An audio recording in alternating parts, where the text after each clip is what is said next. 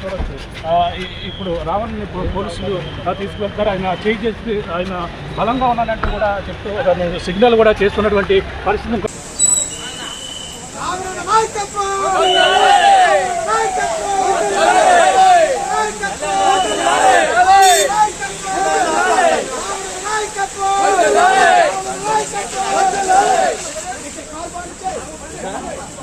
ఈరోజు ఉప ముఖ్యమంత్రి పవన్ కళ్యాణ్ అనేటువంటి ఒక వ్యక్తి సింపుల్గా ఒక మాట అన్నాడు అని మాట్లాడిన రిఫరెన్స్ కోసం ఈరోజు ప్రశ్న రావణ్ని తీసుకొచ్చి అరెస్ట్ చేశారు.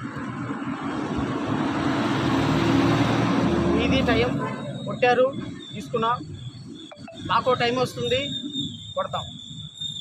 ఇది మీరు రాసి పెట్టుకోండి. రాబోయే కాలంలో ఇదే గతి ఈ పాలకులకు పట్టబోతుంది. రాబోయే కాలంలో ఇదే విధానాలు మేము కూడా అవలంబిస్తే మీరు ఎక్కడికి వెళ్తారో చూసుకోండి. ఏదైనప్పటికీ చట్టం మీద, న్యాయం మీద మాకు గౌరవం ఉంది. ఖచ్చితంగా చట్టం, న్యాయం అనేది గెలుస్తుంది.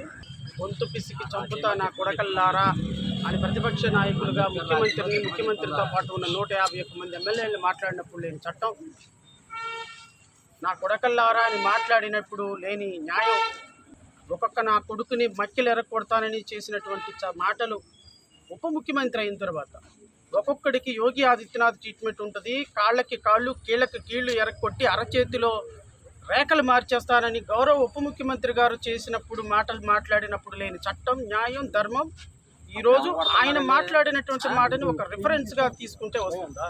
ఒక చిన్న మాట అన్నందుకు ఈరోజు అరెస్ట్ చేసి ప్రశ్నించే గొంతుని లోపల పెడతారు. ఎక్కడికి వెళ్తారు? ఈరోజు మీది, రేపు మాది. ఒకరోజు మాకు టైం వస్తుంది.